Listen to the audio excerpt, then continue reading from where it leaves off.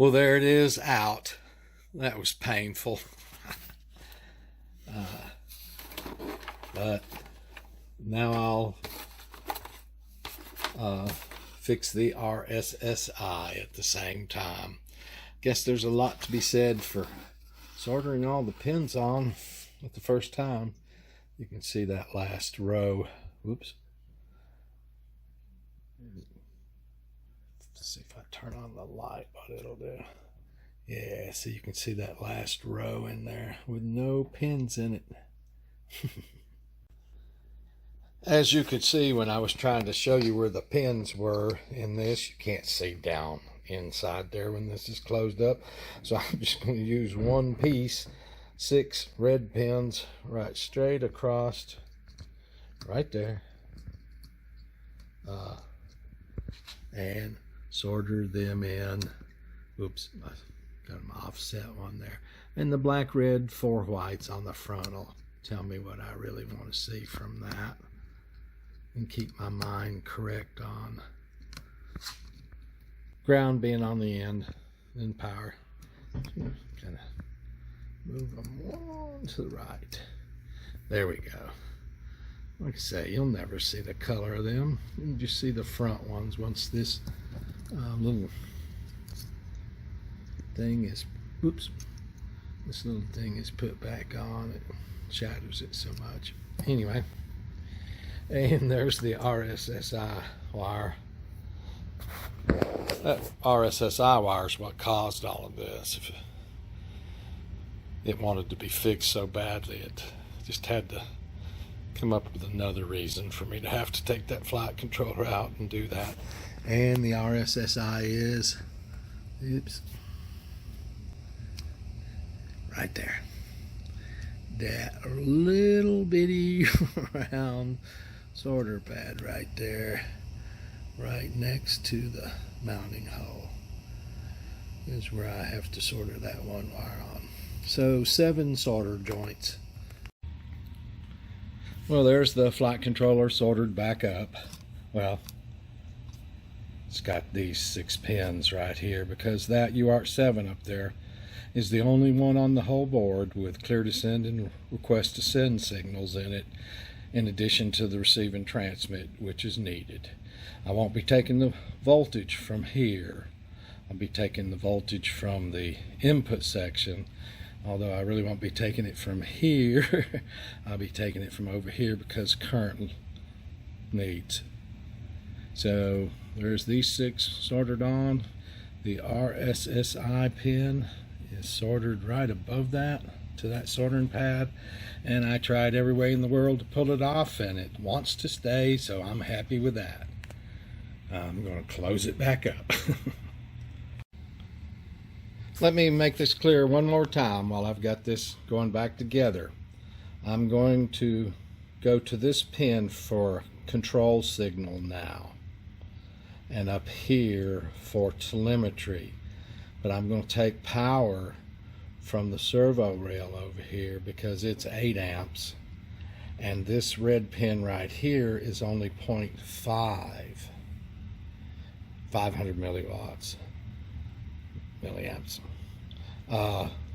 And the receiver can draw up to 1000 milliamps, and that's twice what this pin can deliver. And you can, hopefully it'll just brown out on you, which isn't good, but it can burn up the board. So I haven't had that experience because I was lucky enough to run into a guy on the internet who had his brown out and he moved it over here. Now he's going way out long range and getting up to that 1 watt, 1000 milliamp range, which this only does 500 milliamps. Got to watch this pin. Got to watch everything when you want to have a certain current. Make sure your supply can handle that load. All right. There it is, all screwed back together. It's got the 6 pins on it now for the Dragon Link telemetry. And the RSIs coming out and going up between the boards and Comes out up here to a single pin DuPont connector. That's all there is to that. Put some double-sided tape back on the bottom of it and thread it back in there and hook it all back up. Now it's going back in, and we're almost past this little bump in the project. They have a mind of their own, really. There it is, back in the equipment compartment. And you'll notice right here on this connector, the second wire in, the red one, is cut. That's because we don't pull voltage from two places on the Dragon Link. Now this one goes right here on these 6 pins that I had to put in yesterday. And there that is. I have one more cable to make for control from the Dragon Link receiver. I do have the RSSI connected, but I have to connect to these 3 pins right here. And this is how that's going to work. I have the 3-pin DuPont connector on my first channel here.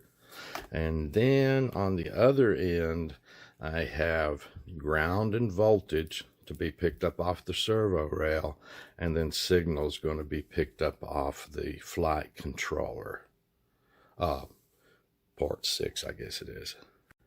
So this one comes in, and I'm going to use 8 right there. Oops.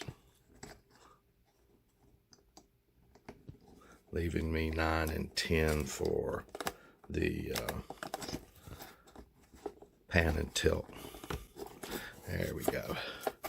So there's ground and voltage picked up off the servo rails. Channel 8, just a place to connect them. I could have connected them. There's 2 more channels down here, but I didn't put those pins on. And I'm going to use 9 and 10 for pan and tilt. So there's that coming over from the Dragon Link transmitter. And now this one comes over to this pin right here, and it's put on like this, right down through there, so that the control pin, that white one, is the only one connected in this connector. I've got to get the compass and GPS on there first.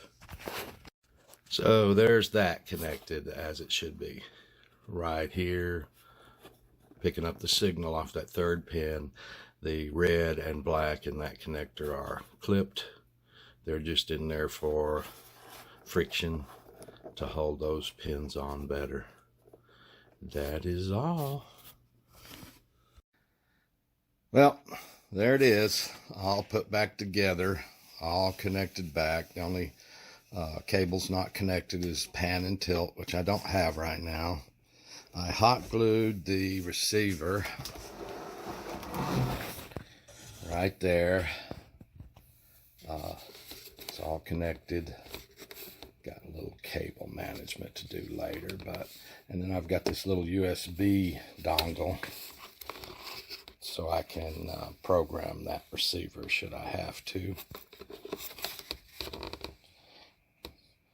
It's all in there with RSSI. How about that? That RSSI just told the flight controller, hey man, mess up another way, so he'll have to redo this. Like I say, I've got a lot of cables to glue up over here, etc., etc., etc. But there's it all back together. And now I just have to reset my Dragon Link receiver and then test it to make sure all the connections are connected in the correct place. All right, there it is, back together. Everything working. Still needs some testing and stuff, but basically back to where it was before I tried to sidestep the RSSI, and the project told me, hell no, you're not going to sidestep me. Now we're back down to the pan and tilt, and my last question is, will I be using this like this and mounting the servo down in here and down in the foam a little bit, or will I be putting this deck in these holes here inside that and mounting the servo in here? That's the only question. Will this, if I mount it here, will it be high enough to see over the back? Or will I have to put this on? It actually goes this way inside there. Will I have to put that on and to raise it up a little bit? That's it, fully assembled, so you can see what I'm talking about. So I don't know how much of this at this moment I will be using until I get the pan and tilt in and have it to look at and figure out. But that'll be it.